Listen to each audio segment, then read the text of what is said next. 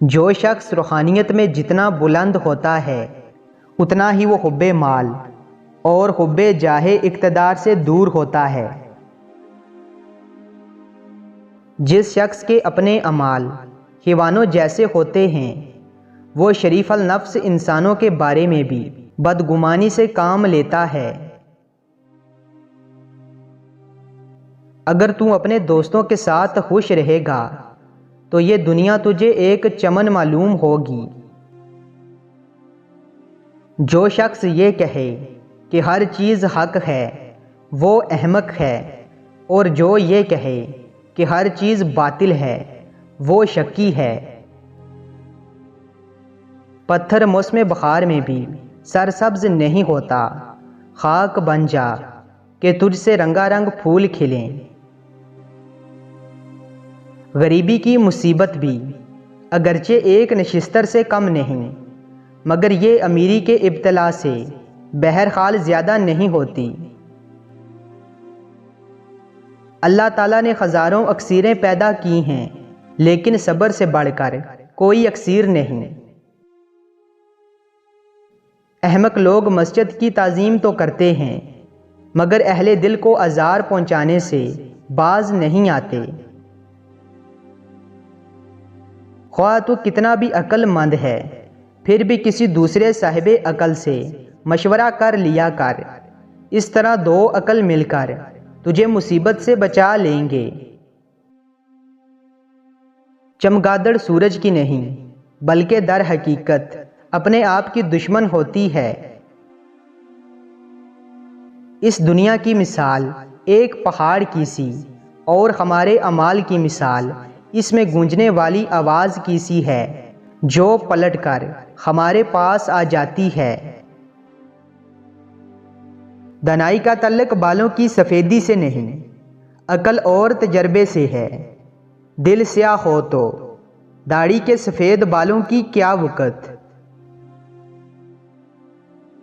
جو خسانے خدا کے ساتھ گستاخی سے بات کرتا ہے اس کا دل مردہ اور اس کی زندگی کا ورق سیاہ ہو جاتا ہے۔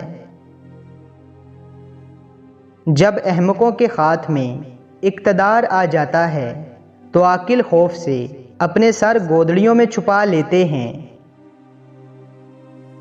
سفر کی بدولت غلام بادشاہ بن جاتا ہے۔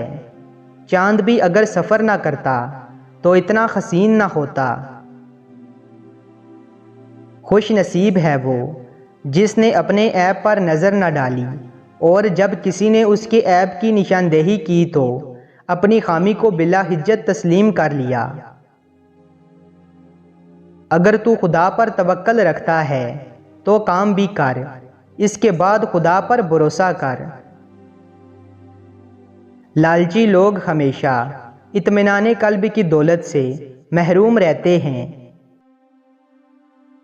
محسن دنیا سے رخصت ہو جاتے ہیں مگر ان کے احسانات باقی رہ جاتے ہیں۔ خوش نصیب ہے وہ جس نے احسان کی روش اختیار کی۔ انسان پر عقل غالب ہو تو وہ فرشتوں سے بڑھ جاتا ہے، اگر شہوت غالب ہو تو چوپایوں سے بھی نیچے گر جاتا ہے۔ ظالم مظلوم کی دنیا اور اپنی عاقبت بگاڑتا ہے۔ ایمان کو دلوں کے صدق سے تازہ کرو نہ کہ زبانی اقرار سے۔ جب تک ہوائے نفس تازہ ہے ایمان تازہ نہیں ہو سکتا۔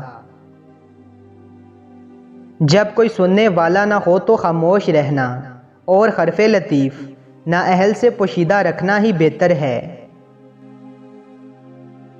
اپنے آپ کو ذات واحد میں گم کرنا توحید ہے۔